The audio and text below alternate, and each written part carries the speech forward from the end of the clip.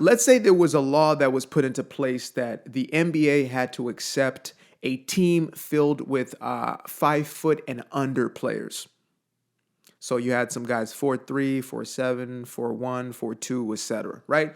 This was instituted. This was law. They had to have one team that was filled with individuals who loved to play basketball, who wanted to play basketball, and were placed into the NBA for the simple fact that it's law. It is mandated. And so every year the NBA, has to match this qualification. They got to make sure that they meet the criteria of the law. And so they create their little super team. Literally. Now, it does not matter how much these individuals enjoy the game of basketball. It does not matter how enthusiastic they are, how hard they work. It does not matter what they do in respect to the game. They are going to lose every single game, every single season. 82 games lost. Scoreboard, 150 points to 0. Not in their favor. It's going to be a hell of an experience for those individuals, no matter what the law may say. The law may say they have to start with the ball every single time up the court. They will lose by an average of 150 points every single game. Guaranteed. Now, is this because, it's just systems of inequity? There's no, laws of inclusion. No, the laws of inclusion are what got them into the NBA. The systems of equity are what got them into the league, and yet they're in the league suffering. Now, of course, this is a crazy hypothetical, and you're thinking to yourself, what's this got to do with anything? It's got everything to do with what we're talking about here, which is quote unquote affirmative action, and why it hurts the very same people that it looks to serve. When you have somebody who is not wired for a specific activity, a certain environment, and you throw them into that environment based off of policy, based off of legislation, based off of white guilt, you are setting that individual up for absolute failure. If I am a C and D student all throughout high school, and you push me into quote unquote higher education, you push me into the miseducation system, into the university system, I am going to not only struggle, but I am going to suffer as a result of it. I'm going to feel a deeper level of inadequacy, a deeper level of a shot, self-esteem. I'm going to feel lesser than. I'm going to feel something is wrong with me. Or, as most of us have just turned to, is I'm going to blame the system for why I'm getting the results that I'm getting. I may have been somebody who was made to, let's say, build buildings, right? That may have been my calling in life. I may have been somebody who was meant to make music, create content in this form. But yet, because I am forcing myself into something and the system is forcing everybody else to accept it, I end up in a situation that's actually a hindrance to me as opposed to a benefit to me. And that's what the system of quote unquote affirmative action has done within our society. Now, even if you take away the law itself, there is still an ideology that is pervasive in our culture that says, it's like the DEI psychology in essence. That's going to be my coin phrase, the DEI psychology, because now it's become a way of thinking where it's, well, where is our diversity? Where is our equity? Where is our inclusion? Those are always like top of mind when you are building something. Instead of thinking who is the most competent, who is best prepared, or who is, going to be the best for the job, we're thinking who checks these boxes in essence. Who is going to fulfill these criteria that have nothing to do with the success of a company, but have everything to do with, what we look like. And this idea of diversity it just blows my mind, because we talk about diversity always as far as skin color, which sounds like a racist concept to me. When it's so fixated on race or it's fixated on gender, that sounds real sexist to me. Like, why isn't it fixated on how people think? Diversity to me is a diversity of ideas. Diversity to me is a diversity of perspectives and thought process of life experience. So you could look the very same as me and we could be diverse. I grew up in a country that was more than 95% black, right, in Africa. And for some reason, we were very diverse. Even though everybody looked the same, we were diverse. There was a multitude of tribes, a multitude, of clans, a multitude of groups of people, families that had complete different, you know what I mean? Like people look at Africa and think it's a country, right? There's 52 countries in Africa, and each of those has multitudes of its own tribes. Like Nigeria by itself has maybe 250 or something collective languages, which means that many different tribes, and then multitudes of dialects of that. So when we get down to it, there is diversity beyond this, and yet we base so much on this, the criteria. I remember when we were applying for college, when I was in my senior year, it's like I had options of filling out, okay, well, what's your ethnicity? Black? Oh, black, ding, ding, ding. Bells ring off. There's all these grants and all these scholarships for you.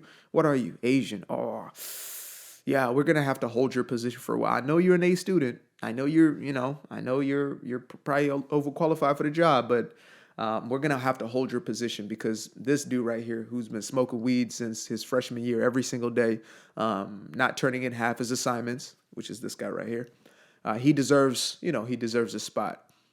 He deserves a position. And I remember it came down to this point because I never wanted to go to college. I never had aspirations for it. I always wanted to be an entrepreneur, do my own thing, etc. Right? But I remember my last year at a private school I went to before I got kicked out my senior year. So it was first semester. And, I'm talking to my guidance counselor, and she is literally pressing me to go to, any college that would take me. Michigan State, just go to Michigan State. I'm like, they don't want me to go to JC. Now, of course, that was their own thing. They wanted numbers to be filled, but it's still very much race-based. Right. It was to say, oh, at this school where there's very few black students, all our black students went to, universities. Even if it was this dude who was smoking weed every single day, was turning in half his assignments, ends up getting kicked out anyway, even though this dude right here has a zero tendencies towards university, let's just throw him in the system so it looks good for our numbers, so we feel good about ourselves. We feel like we've, done the quote unquote right thing, when in truth, it's really doing the opposite. And again, this may be very well be good intended, but sometimes good intentions lead to the pit of Hades. They lead to hell. You're not helping that individual if you're not allowing them to, even if they are going to be academically sound, allowing them to fail forward in a real way, like truly failing forward, right? Not in like the entrepreneurial, fail forward, just do the thing and learn on the way. No, I'm talking about this person is incompetent. They're not putting in the effort necessary to get the result that they're wanting to get, and you just continue to push it forward. They never get to learn, and real life is going to come at some point. I feel that's why we got the generation we have now created, not just Gen Z, but all the generations combined in this era, in this day and age, where we have a rampant, victimhood mindedness, a rampant feelings of entitlement. I deserve this and this just because I can breathe.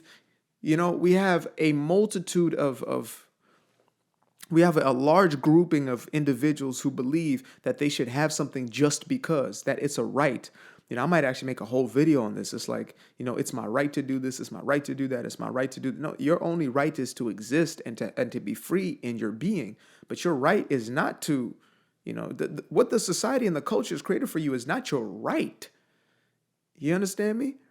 That is a privilege that we have. We have a privilege to have a certain system of order around us. We have a privilege that we can go to a grocery store down the street. That's a privilege that you can do certain things. Oh, it should be a right for me to go to university. No, it shouldn't.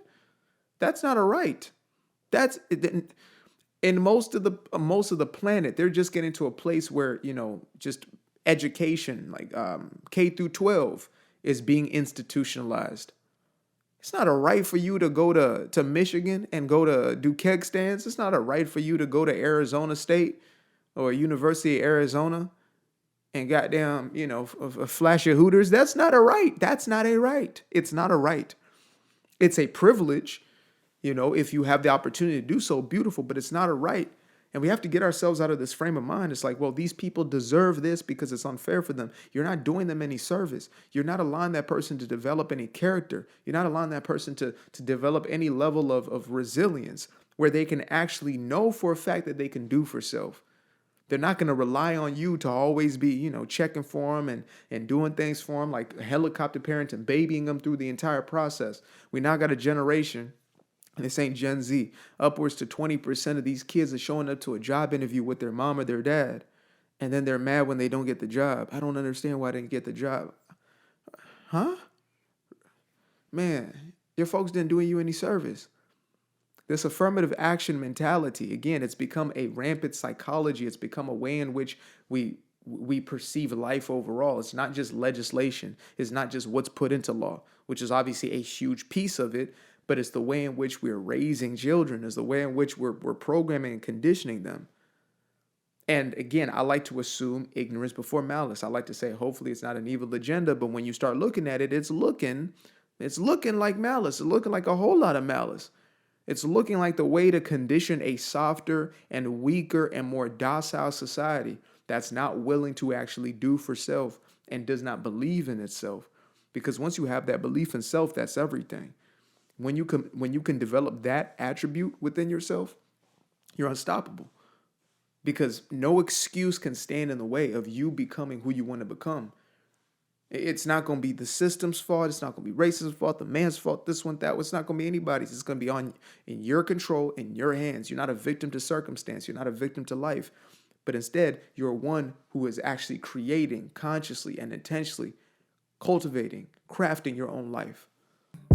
I used to be afraid of the dark, a place unknown like a heart in their heart. I used to see my life in the bar. Now the kids unchained, every shackle is lost. 2 steps in the moonlight, 2 step in the daytime. You just know when it feel right. You got a feeling the time's not. See you through those shades that I just threw on. Through my lenses, you just can't do no wrong. I fell in love with myself again.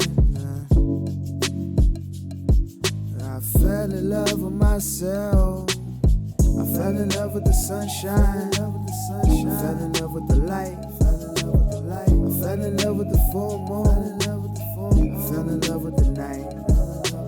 I can see